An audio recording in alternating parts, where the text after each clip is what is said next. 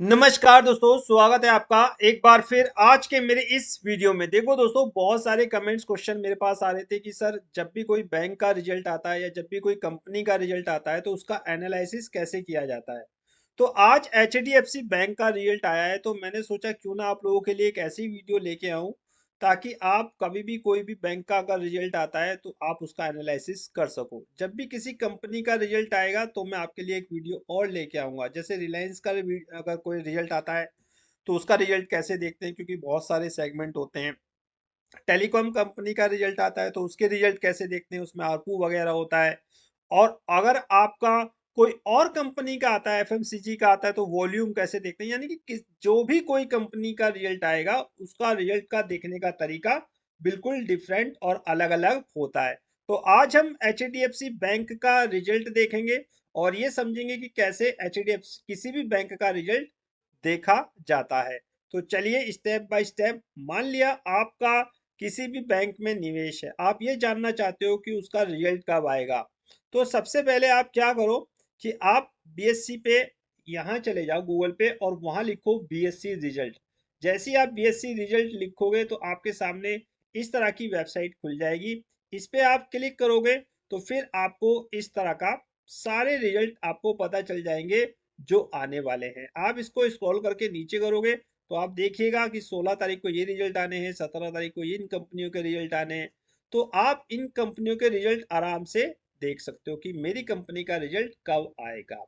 BSc की website पे, ठीक है, भी जाके आप रिजल्ट कैलेंडर खोल के वो भी चेक कर सकते हो। डायरेक्ट भी अगर बीएससी रिजल्ट लिखोगे तो इस पहली वेबसाइट पे क्लिक करोगे तो आपको वो मिल जाएगा। सेकंड स्टेप क्या है? सेकंड स्टेप है साहब आपका कि हमें अपने रिजल्ट को, जिस बैंक में हमारा निवेश है या जिस कंपनी में हमारा निवेश है, उसके रिजल्ट को कैसे डाउनलोड करें। तो डाउनलोड करने का सबसे अच्छा तरीका है दोस्तों कि आप बीएससी की वेबसाइट पे जाइए। बीएससी की वेबसाइट पे जाके आप यहाँ पर एच डी एफ सी लिखिए और एच डी एफ सी लिखेंगे तो ये एच डी एफ सी के कुछ कंपनियां हैं, इसमें हमें बैंक का रिजल्ट देखना है। तो बैंक के रिजल्ट पे आपको क्लिक करिए, आपको कुछ इस तरह का इंटरफेस निकल के सामने आ जाएगा। इसको स्क्रॉल करके नीचे लाइए, जहां पर अनाउंसमेंट और कॉर्पोरेट एक्शन लिखा है, ये चीज आपके काम की है। अब देखिए यहाँ पर लिखा हुआ है हाफ ईयरली ईयर डिस्क्लोज। तो इस पे आपको क्या करना है, क्लिक करना है। इस पे क्लिक करने के बाद आपके सामने कुछ इस तरह का इंटरफेस खुल जाएगा। इस तरह का इंटरफेस खुलने के बाद जो ये लाल रंग का साइन बना हुआ है जिसपे लिखा है 1.47 MB, इस पे आप अगर क्लिक करेंगे तो आपके पास एचडीएफसी के रिजल्ट की एक पीडीएफ डाउनलोड हो जाएगी। मैंने वो पीडीएफ ऑलरेडी डाउनलोड कर रखी है, इसलिए मैं इसको डाउनलोड नहीं कर रहा। डाउनलोड होने के बाद आपको साफ अपनी पीडीएफ पर जाना है, जो इस प्रकार की आपको दिखाई देगी। इसके पहला जो पेपर होता है, फर्स्ट पेपर जो होता है, फर्स्ट पेज होता है, इसमें इन चीज का मेंशन किया जाता है कि कंपनी क्या महत्वपूर्ण स्टेप उठाए हैं इस रिजल्ट में। डिविडेंड वगैरह दिया है या कंपनी ने कोई भी नई नियुक्ति के लिए, सब कुछ आपको फर्स्ट पेज पे मिल जाएगा।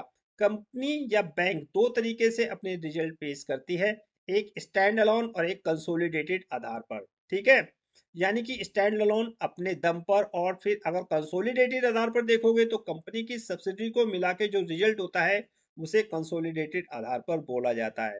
दोस्तों, आप अगर एक फाइनेंशियल एडवाइजर हो, आपको हर चीज देखनी है, तो मैं तो ये कहूंगा आपसे कि कंसोलिडेटेड आधार पर आप रिजल्ट देखा करिए। अगर आप एक आम निवेशक हो तो मोटी मोटी चीजों को आपको देखना आना चाहिए। ठीक है, वैसे हर रिजल्ट में बहुत सारी चीजें होती हैं, अगर आप उन सब सारी चीजों को देखोगे तो आपको समझ में कुछ नहीं आएगा। अगर आप निवेशक हो तो कुछ पॉइंट्स आपको देखने चाहिए। अब जैसे ये एचडीएफसी बैंक का रिजल्ट आया है, अब इसमें एक निवेशक के नाते हमें क्या देखना है? एक निवेशक के नाते हमें ये देखना है कि बैंक ने कितना कमाया, ठीक है, उस पे कितना सा प्रॉफिट जनरेट किया। बैंक की चिंताएं क्या है? आप जानते हैं कि बैंक का क्या काम होता है। बैंक का काम होता है इंटरेस्ट, यानी कि ब्याज से आय। बैंक का क्या करते हैं काम? ब्याज ही तो करते हैं। आपका पैसा किसी और को देते हैं और उससे ब्याज कमाते हैं। ठीक है, यही तो बैंक का काम है। तो सबसे पहला काम आपका यह है कि बैंक ने कितना कमाई करी है ब्याज से, उस पे फिर प्रॉफिट कितना कमाया है आफ्टर एक्सपेंसेस, एक्सपेंसेस करने के बाद बैंक ने कितना प्रॉफिट कमाया है। वैसे बहुत सारी चीजें होती हैं, अगर आप एक बैंक के रिजल्ट को देख रहे हो। Net interest income, net interest margin, Kasa ratio, capital adequacy ratio, return on assets, net what, और साहब बहुत सारी चीजें हैं। डेब्ट इक्विटी रेशियो, टोटल डेब्ट टू टोटल एसेट्स, ये पूरा का पूरा एक मेरे ख्याल से चैप्टर है जो मैं क्लास में आपको समझाता रहता हूँ। तो आपको एक निवेशक के नाते, अगर आप निवेशक हो और अपनी कंपनी का या अपने बैंक का रिजल्ट देखना चाहते हो, तो मोटा मोटी दो दो चार चीजों को आपको देखना चाहिए। ठीक है, अगर बैंक का रिजल्ट है तो आपको स्टैंड लोन के आधार पर रिजल्ट को देखना चाहिए। कंसोलिडेटेड आधार पर भी देख सकते हो, लेकिन अगर आप स्टैंड लोन आधार पर देखोगे तो उसमें आपको एनपीए भी स्टैंड लोन में मिल जाएंगे, कंसोलिडेट में आपको एनपीए नहीं मिलेंगे। तो चलिए मैं आपको कुछ पॉइंट्स बता देता हूं जिसके आधार पर आप किसी भी बैंक का रिजल्ट को एनालाइज कर सकते हो और देख सकते हो। देखिए, जैसे एचडीएफसी बैंक ने रिजल्ट पेश किए हैं आज, इसके आधार पर हम ये कहेंगे कि बैंक का रिजल्ट शानदार है, जानदार है, कोई दिक्कत परेशानी वाली बात नहीं है। जो सबसे ऊपर रकम होती है ये वाली, देखिए एक चीज और मैं आपको बता दूं कि ये जो फिगर है ये लैख में है, इसको कन्वर्ट करके हम करोड़ में कर देंगे।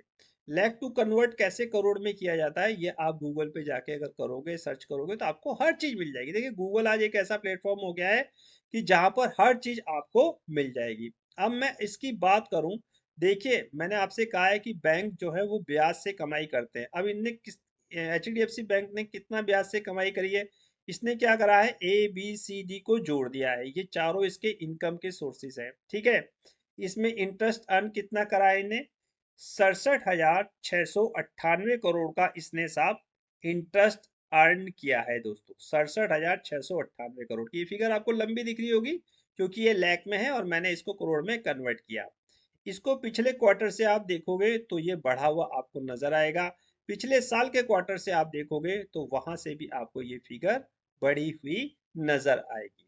तो इस तरह आप देखिए कि बैंक ने क्या परफॉर्मेंस की है, ब्याज से पिछले क्वार्टर से ज्यादा कमाया है या कम कमाया है, यहाँ से पता चल जाएगा आपको। ठीक है, उसके बाद बैंक कुछ एक्सपेंसेस करता है, यानी कि ये कमाई करी, उसके बाद बैंक ने कितना एक्सपेंसेस कर दिया, इतना एक्सपेंसेस कर दिया। इसके बाद कुछ अदर इनकम भी इस इंटरेस्ट में दोस्तों जुड़ती है। जैसे इसकी अदर इनकम कितनी है, ये वाली इसकी अदर इनकम है। ठीक है, ये वाली इसकी अदर इनकम है। ठीक है, और फिर उसके बाद खर्चे खुर्चे घटा घुटू के इसमें से ये जोड़ के इसके खर्चे वगैरह घटा के, तो जो ऑपरेटिंग प्रॉफिट है वो बैंक का यहाँ पर आपको शो हो जाएगा। ठीक है, बैंक का ऑपरेटिंग प्रॉफिट आपको शो हो जाएगा। उसके बाद आपको और नीचे आना है और देखना है कि बैंक ने और क्या क्या खर्चे करे हैं।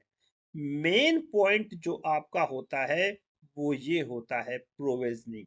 ठीक है, इसके बारे में हम थोड़ी देर बाद डिस्कस करेंगे। देखिए, ये भी एक तरीके का बैंक का खर्चा होता है। बैंक ने ये खर्चे खुर्चे घटा घुटू के अब बैंक ने कितना कमा लिया है, 15,976 रुपए। 15,976 का बैंक का दोस्तों प्रॉफिट हुआ है। पिछली बार इसने 11,951 करोड़ कमाया था। उससे पहले 10,606 करोड़ रुपए के आसपास इसने प्रॉफिट जनरेट किया था। अगर पिछले साल की तुलना करोगे तो भी प्रॉफिट बढ़ा है, पिछले क्वार्टर से तुलना करोगे तो भी प्रॉफिट कम बढ़ा है। ओवरऑल बैंक ने कमाई के मामले में कोई भी कमी नहीं छोड़ी है साहब, कोई भी दिक्कत परेशानी वाली बात नहीं है। अर्निंग पर शेयर, जो बैंक की ईपीएस भी आपको देखनी है वो यहां से देख सकते हैं। देखिए, जो बैंक की ईपीएस थी पहले 19 थी, यानी कि एक शेयर पे बैंक ने कितना दिया था आपको, 19 रुपए। फिर साहब जो बैंक ने इस बार दिया है वो 21 रुपए 13 पैसे, इससे पिछले वाले क्वार्टर में दिया था 21 रुपए 40 पैसे। इस वाले से अगर तुलना करोगे पिछले साल से तो ईपीएस बढ़ी है, अगर इस वाले से तुलना करोगे तो थोड़ी सी पैसों में कम हुई है। ये चीज देख ली। कैपिटल एडिक्वेसी रेशियो मैंने आपको बताया कि और भी बहुत सारी चीजें होती है, लेकिन अगर आप एक निवेशक हो तो आपको इसमें ज्यादा डीपली जाने की जरूरत नहीं है। उसके बाद देखिए कि बैंक जो काम कर रहा है वो कहीं ऐसा तो नहीं है कि दिक्कत परेशानी क्रिएट कर दे भविष्य में। अब बैंक क्या काम कर रहा है, बैंक देता है लोन। अब वो लोन अगर आए ना, ये भाई बैंक है, बैंक लोन दे रहा, आए ना, तो बैंक क्या करता है, उसको एनपीए में डाल देता है, नॉन परफॉर्मिंग एसेट। जो एसेट परफॉर्म ही नहीं कर रही उनको एनपीए में डाल देता है। बैंक कहता है कि भैया यहाँ से कुछ मिलने वाला वाला है नहीं, इसको एनपीए में डाल दो। तो एनपीए का बढ़ना बैंकों के लिए दोस्तों दिक्कत परेशानी होता है, और एनपीए का घटना बैंकों के लिए अच्छा माना जाता है। जिस प्रकार एनपीए की बात करें तो फिगर में आप इसको ऐसे देख सकते हैं। यहाँ पर अगर आप इसको परसेंटेज में देखेंगे तो आपको परसेंटेज में भी मिल जाएगा। ग्रोस एनपीए देखिए, नेट एनपीए देखिए, आपको सारी चीजें मिल जाएंगी। अगर इसकी बात करें तो देखिए ग्रोस एनपीए पिछले साल इसी क्वार्टर में 1.23 से पिछले क्वार्टर में घटे, अब इस क्वार्टर में एनपीए आपको बढ़ते हुए नजर आएंगे। इसी तरह नेट एनपीए टू एडवांस, ठीक है, और नेट एनपीए फिगर, ये सब आपको यहाँ पर मिल जाएगा। अगर नेट एनपीए ग्रोस एनपीए बढ़ रहे हैं तो ये दिक्कत परेशानी है। इसी एनपीए के आधार पर बैंक क्या करता है, ये प्रोविजनिंग करता है। चलिए इसको थोड़ा समझते हैं और इसको डिलीट कर देते हैं पहले, ठीक है, ताकि आपको अच्छी तरह से समझ में आए। तो इसको हमने कर दिया है डिलीट। अब बैंक ने पैसा दिया, अब बैंक का बढ़ गया एनपीए, यानी बैंक को लग रहा है भैया ये पैसा नहीं आएगा। बैंक ने जो पैसा दिया है वो आपके डिपॉजिट से ही लोन दिया है, तो बैंक को आपके पैसे को सिक्योर करना है। सिक्योर करने के लिए वो क्या करता है, कुछ प्रावधान करता है, किसमें से, अपने प्रॉफिट में से। जैसे इसने करा है, इसने क्या करा है, प्रोविजनिंग कर दी है साहब। इन एनपीए के लिए बैंक ने साहब ये प्रोविजनिंग कर दी है। प्रोविजनिंग का बढ़ना बैंक के लिए अच्छा नहीं है, प्रोविजनिंग का घटना बैंक के लिए अच्छा है, ये आप मान के चलिए। तो इस बार बैंक ने प्रोविजनिंग अपनी थोड़ी सी बढ़ाई है। 290383 है, उससे पहले 288003 थी, और उससे पहले 324013 थी इन लैख, ठीक है। इसको कन्वर्ट में आप करोड़ में आप कन्वर्ट कर सकते हैं।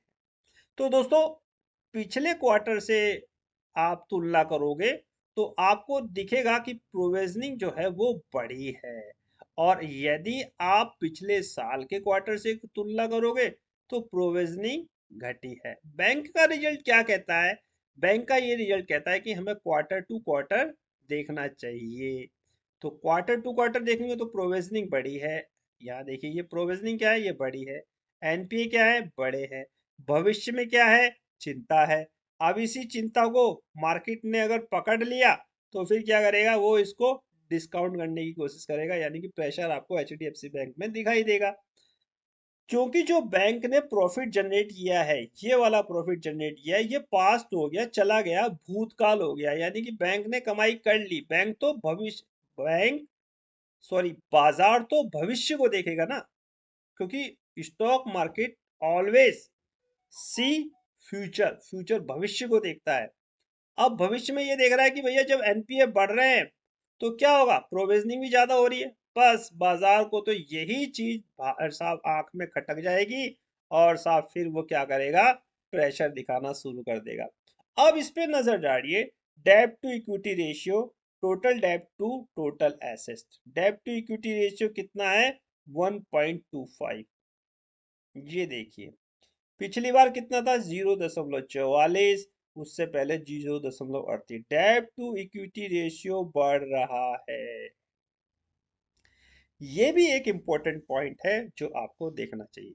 तो आपको इन्हीं पॉइंट्स पर थोड़ा सा नजर दौड़ानी चाहिए अगर आप एक निवेशक हो। बाकी रिटर्न ऑन एसेट, नेटवर्थ, ये सारी चीजें जो हाईली क्वालिफाइड होते हैं, जिनको आगे रिजल्ट बताने होते हैं, जैसे फाइनेंशियल एडवाइजर जैसे मैं वगैरह, तो फिर उनके लिए क्या है, उनके लिए फिर तो हर चीज को देखना पड़ता है साहब, हर चीज को देखना पड़ता है। जैसे मैं आपको बताऊं कि अगर मैं इसको नीचे की तरफ आपको ले जाऊं, फिर देखिए कि कहाँ कहाँ से बैंक की इनकम आई है, ये भी हमें क्लास में समझाना पड़ता है। उससे नीचे अगर चले तो बैंक की एसेट और लायबिलिटी को समझाना पड़ता है, कितना बैंक के पास रिजर्व है, कितना बैंक ने डिपॉजिट करा है, डिपॉजिट बढ़ाया है, ठीक है, बोरोइंग कितना बढ़ा है, बोरोइंग माने कर्जा, ठीक है, तो इस तरह, ठीक है, सारी चीजें हैं दोस्तों इस रिजल्ट में। और इसके बाद थोड़ा सा और नीचे चलेंगे तो फिर इस बैंक ने कहाँ कहाँ पे लोन दिए हैं, पर्सनल लोन कितना दिया है, एमएसएमई को कितना दिया है, सारी चीजें हैं। और फिर अगर आप थोड़ा सा नीचे और चलोगे फिर एक कंसोलिडेटेड आधार पर आपको रिजल्ट मिल जाएगा, यानी कि बैंक की जो सब्सिडी कंपनी है उन्होंने कितना कमाया है। इसमें थोड़ा सा आपको जो प्रॉफिट है वो थोड़ा सा बढ़ा हुआ नजर आएगा, क्योंकि बैंक की जो सब्सिडी है वो भी तो कुछ ना कुछ कमाएंगी।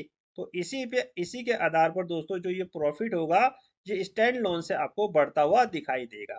ठीक है, और जो ब्याज से आय होगी वो भी आपको बढ़ती हुई दिखाई देगी। कभी भी स्टैंड लोन और कंसोलिडेट की फिगर को आप तुलना करोगे तो आपको थोड़ी सी बढ़ती या घटती हुई नजर आएगी, हमेशा बढ़ती हुई नजर आएगी। ठीक है, घटती हुई तो बहुत ही रेयर केस में होता है, जब कोई सब्सिडी, दो चार सब्सिडी खराब ही काम कर दे तो दिक्कत परेशानी होती है। ठीक है, प्रॉफिट भी आपका देखिए यहाँ पर बढ़ता हुआ नजर आ रहा है, इंटरेस्ट भी आपका यहाँ पर बढ़ता हुआ नजर आ रहा है। ठीक है, प्रोविजनिंग भी यहाँ पे बढ़ती हुई नजर आ रही है, स्टैंड लोन से तो ज़्यादा ही नजर आ रही है। तो आपको इसमें जाना जरूरत नहीं है, आपको तो मैंने बता दिया है कि ब्याज से आय कितनी हुई है। ठीक है, वो देखिए। उसके बाद आप ये देखिए नेट प्रॉफिट कितना हुआ है।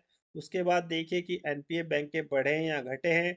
एनपीए के आधार पर बैंक कितना प्रोविजनिंग कर रहा है, डेब्ट टू इक्विटी रेशियो देख लीजिए, अर्निंग पर शेयर देख लीजिए। ठीक है, बाकी सारी चीजें अगर आपको जाननी है, जैसे कासा रेशियो है, नेट इंटरेस्ट इनकम है, नेट इंटरेस्ट मार्जिन है, ठीक है, और क्या क्या एक्सपेंशन कर रहा है, एचडीएफसी कितनी ब्रांचेस खोली हैं, कितने एटीएम लगाए हैं, तो ये सारी चीज़ें अगर आपको जाननी है फिर तो इसका एक दो दिन आप क्लास लोगे, अगर आप कोई भी कोर्स करते हो तो आपको पता चल जाएगा कि किस तरह मैं एक बैंक के रिजल्ट को डीपली अध्ययन आप लोगों को कराता हूँ। तो ये एचडीएफसी बैंक का रिजल्ट दोस्तों आज आया था, अब मैंने सोचा आप लोगों के लिए एक वीडियो बना दूं ताकि आपको पता चल जाए कि मैं किस तरह एक बैंक का कोई भी रिजल्ट आता है तो किस तरह मैं एनालाइज करता हूँ। ठीक है, अब अगर कोई और कंपनी का रिजल्ट आएगा तो डेफिनेटली वो भी आप लोगों के लिए लेके आऊंगा। अब रही बात एचडीएफसी बैंक के रिजल्ट की, तो एचडीएफसी बैंक के रिजल्ट ने कोई खराब नहीं रिजल्ट पेश किए हैं। कमाई के मोर्चे पर बैंक ने शानदार परफॉर्मेंस की है। Net interest income, net interest margin कितना उछला है, कितने परसेंट से उछला है, ये सारी चीजें मैं व्हाट्सएप और टेलीग्राम पे पीडीएफ के माध्यम से लगा चुका हूँ, आप जाके उनको देखिए। कमाई के मोर्चे पर बैंक ने शानदार परफॉर्मेंस की है।